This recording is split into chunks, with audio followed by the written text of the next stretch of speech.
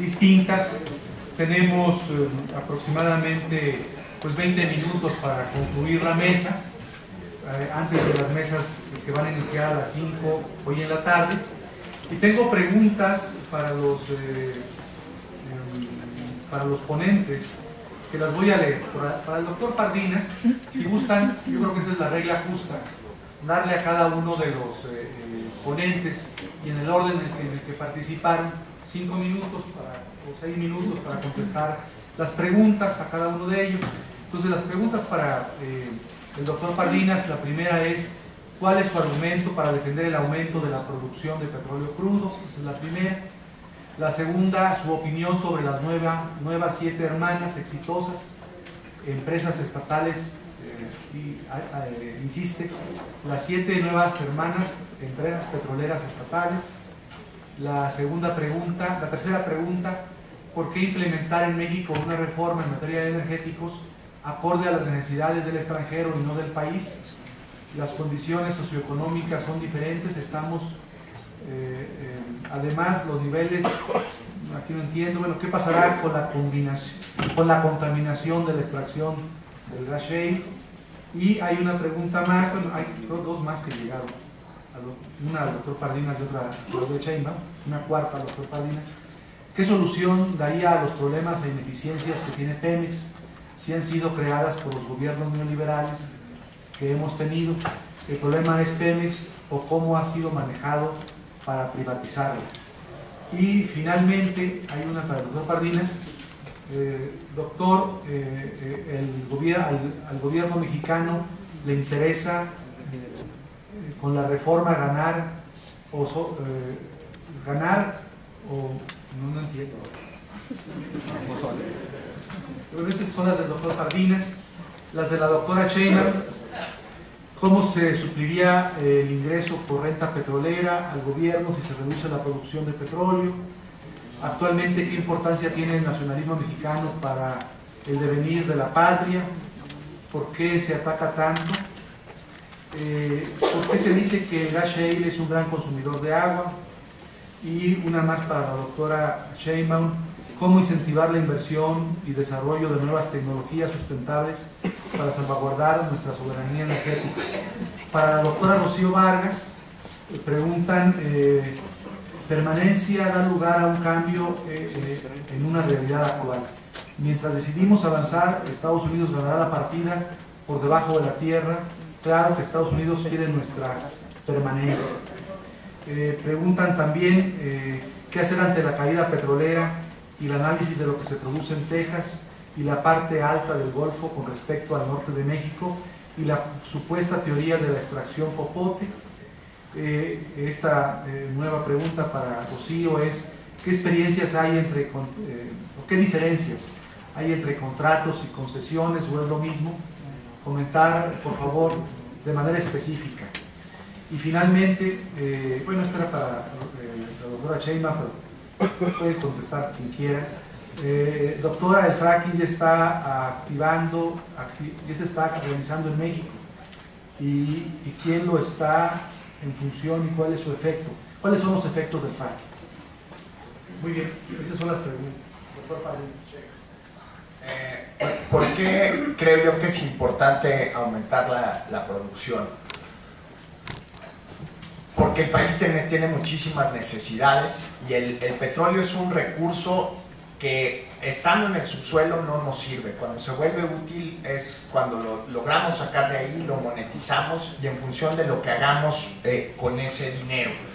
Creo que en México gastamos muy mal el dinero público, pero tenemos necesidades enormes. O sea, hay cerca de 7 millones de jóvenes mexicanos que no tienen opción de empleo y opción de entrar a la educación media o media superior. A mí me gustaría tener inversión pública suficiente para que cualquier joven con los méritos y la disponibilidad y el esfuerzo tenga la oportunidad que tenemos los que estudiamos en una universidad como la UNAM. Y para eso se necesitan recursos, y los hemos gastado muy mal. Comparto el diagnóstico de que el cambio climático lo tenemos que enfrentar, y lo estamos haciendo de la peor manera, que es subsidiando los combustibles.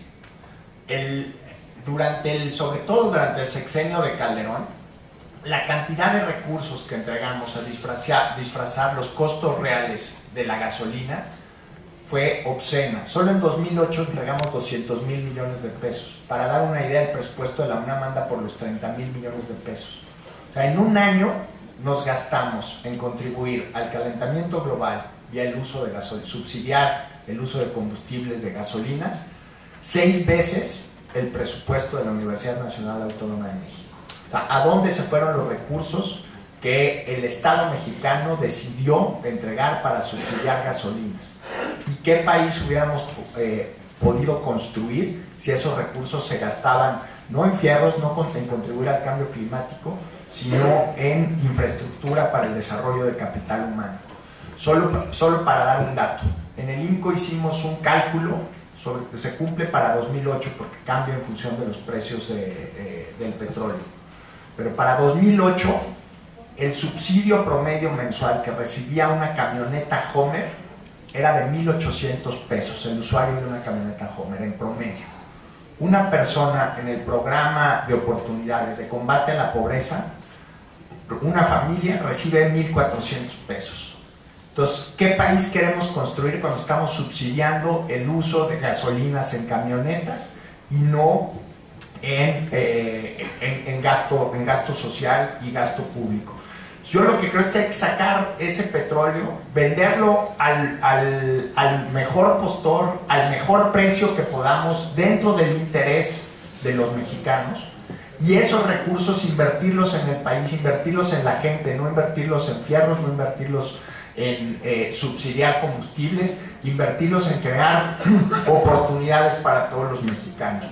Yo creo que la reforma, sobre todo en la parte eléctrica, sí puede ayudar al tema de reducción del cambio climático. No hay balas de plata y se necesitan muchas políticas para esto.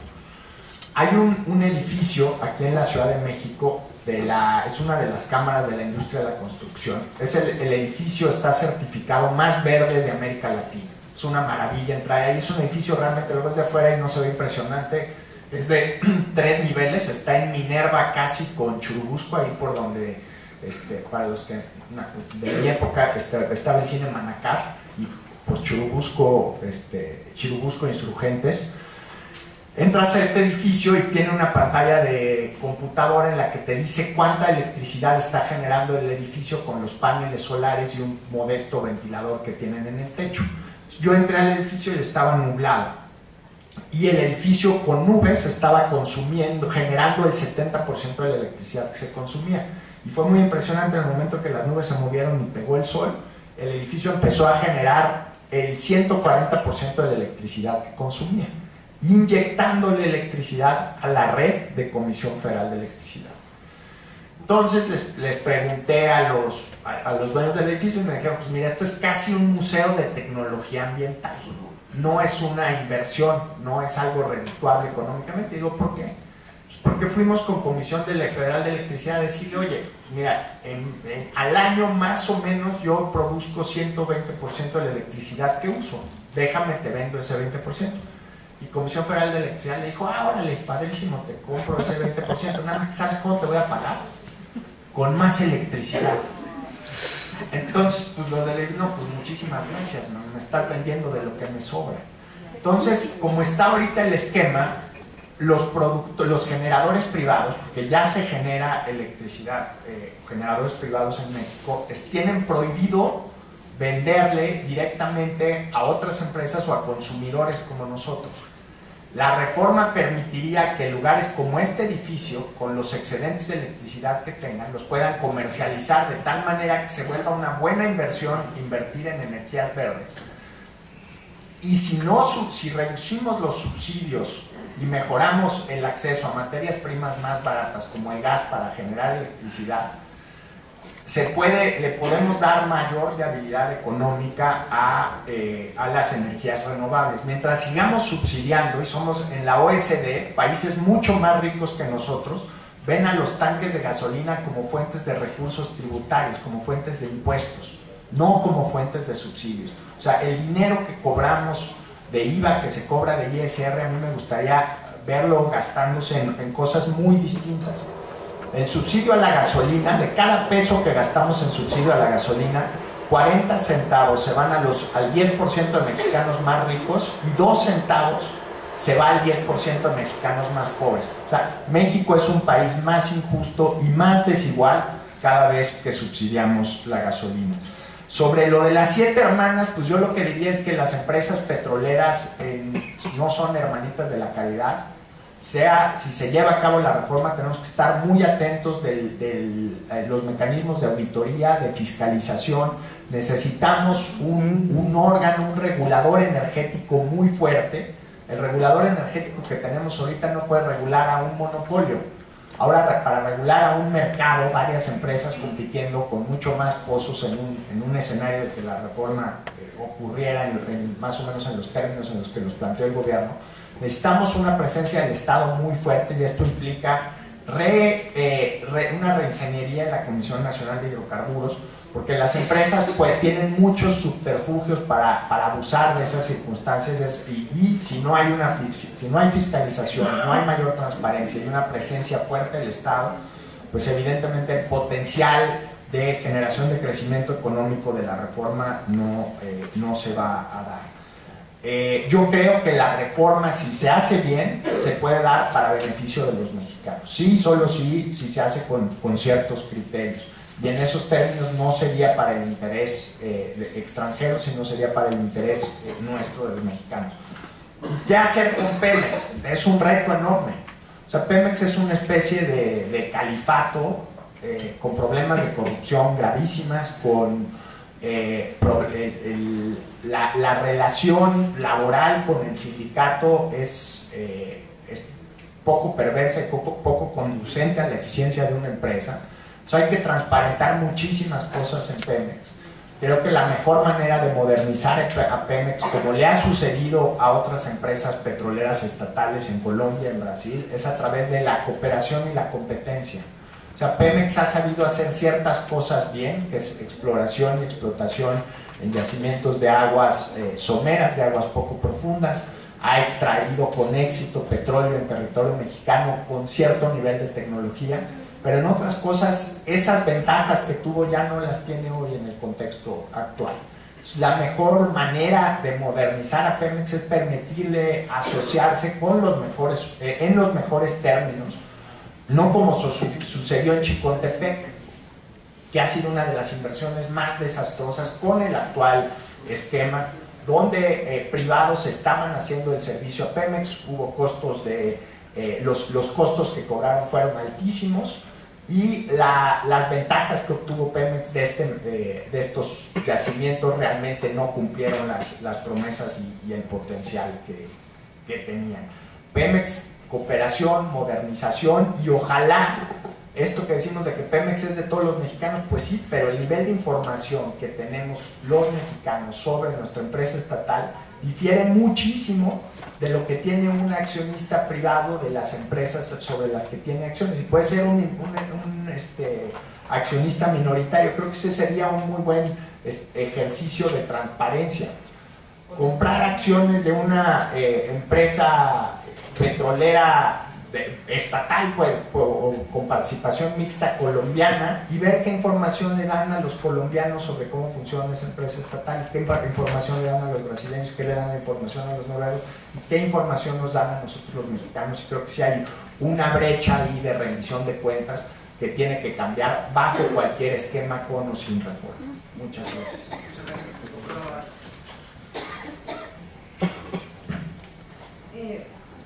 ¿Sí se oye?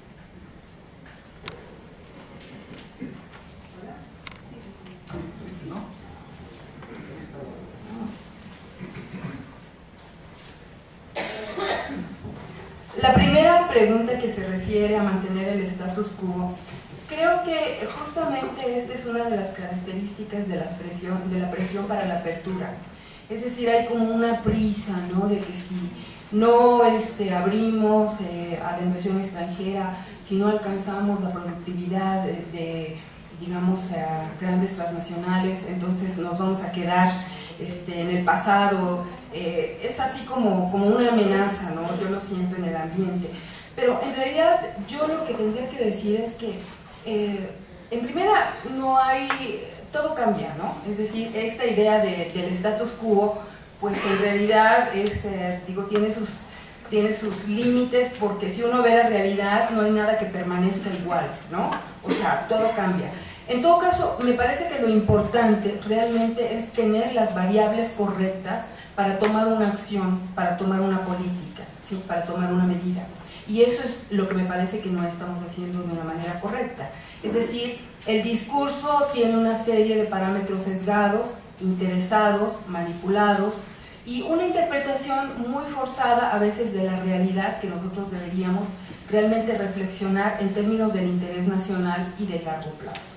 Es decir, yo propondría más que simplemente tomar variables internacionales, que generalmente son los que la OMC nos propone, de que pues ahora los niveles comparativos o México debe tomar a tal o cual ejemplo de tal transnacional. En realidad lo deberíamos hacer con sabiduría y en función de nuestro interés nacional, ¿sí? Es decir, aquí un punto medular es a quién va a beneficiar esto, ¿sí? Y el punto medular tiene que ver con el modelo neoliberal, porque evidentemente nosotros podemos cambiar, pero ¿para quién vamos a cambiar? ¿Sí? ¿Cuál va a ser el resultado de ese cambio, ¿no? Entonces yo creo que el introducir el concepto interés nacional y largo plazo, y sobre todo sí cambiar lo que es un lastre en el caso de México, que ha sido la mentalidad rentista, ¿no? Es decir, mentalidad de buscar las cosas fáciles, de vivir de los frutos que nos ha dado la tierra, que se ha traducido hoy día en un esquema de corrupción brutal, en el caso de Pemex, y que nos ha llevado a la implantación de este modelo neoliberal en donde es más fácil importar todo, tener efectos inmediatos antes de que pensar en desarrollar capacidades endógenas, realmente preparar a nuestra gente, desarrollar tecnología, innovación y ver en el largo plazo, poco a poco, este tipo de frutos. Entonces yo estoy contra los resultados inmediatos, rápidos y fáciles, ¿sí?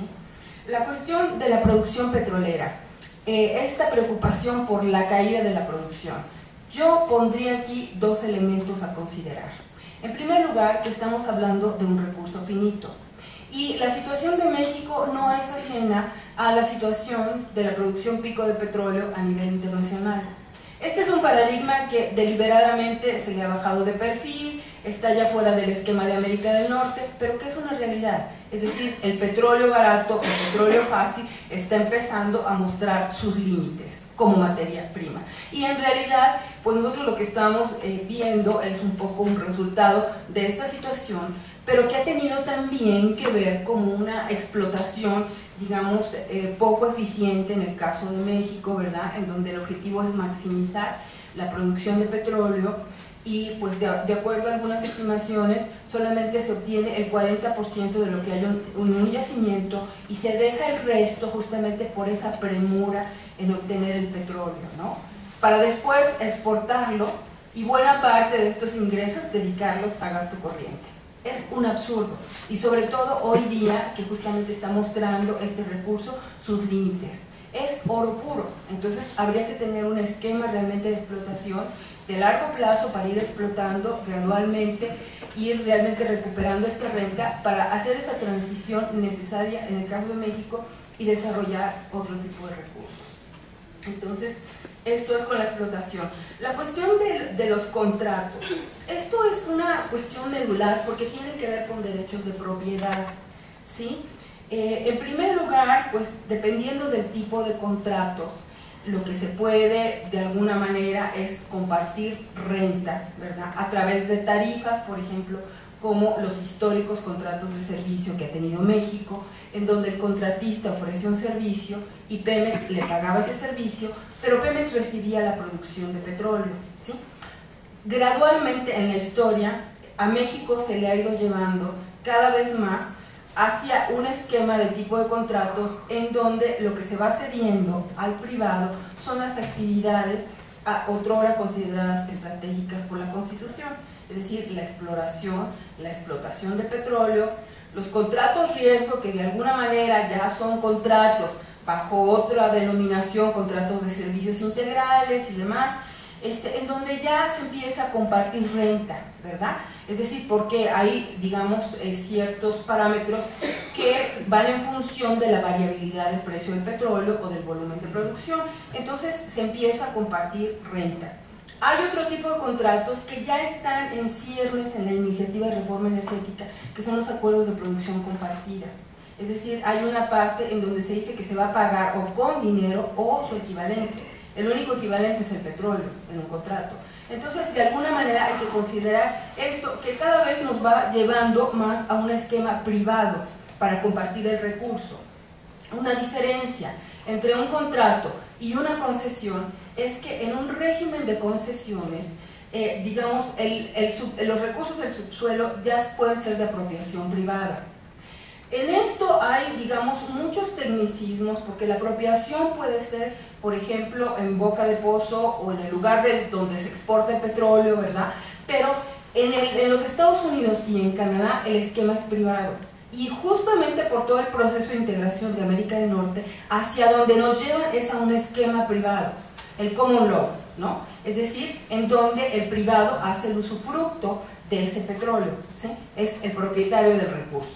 Y entonces, de alguna manera, lo que se está induciendo con la reforma energética, con la propuesta a través del shale gas, que es de alguna manera lo que se piensa que podría ser un óptimo para que el privado tenga una producción rentable, es un régimen de concesiones. En los acuerdos de yacimientos transfronterizos ya está, digamos, en lo que negoció México, lo que aprobó el Senado mexicano.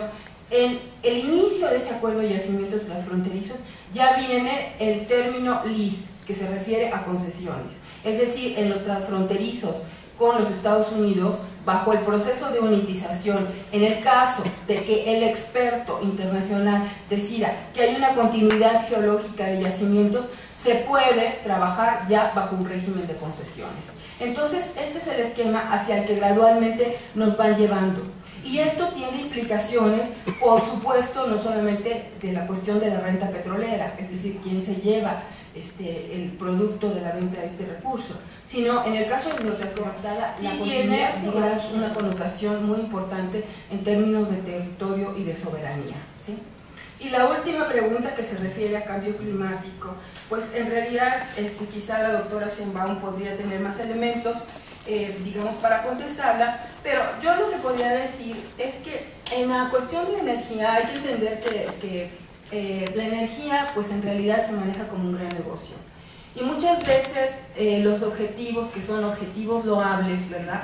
Y que son los que pues deberían realmente ser la base de las políticas públicas, muchas veces son negocios. Y el cambio climático, desde mi punto de vista, en América del Norte se maneja como un gran negocio. Es decir, hay actores que pagan por seguir contaminando, ¿verdad? Mientras otros, bueno, se les apoya con proyectos de reforestación, de renovables. Pero en realidad, pues, está faltando realmente una voluntad política, ¿verdad? Para transitar a un esquema de realmente detener el cambio climático. Y la cuestión aquí importante sería que justamente con todos estos proyectos del shale gas, sobre todo porque en estos momentos nos estamos volviendo ya importadores del shale gas que viene de los Estados Unidos, que tienen una oferta superavitaria, ¿verdad? Justamente es que van a poner en desventaja a los renovables, ¿no?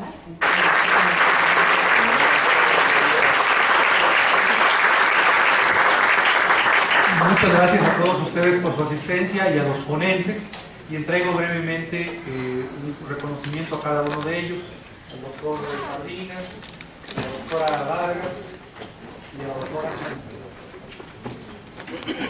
Y nos vemos hoy en la tarde a las 5, por favor. Gracias.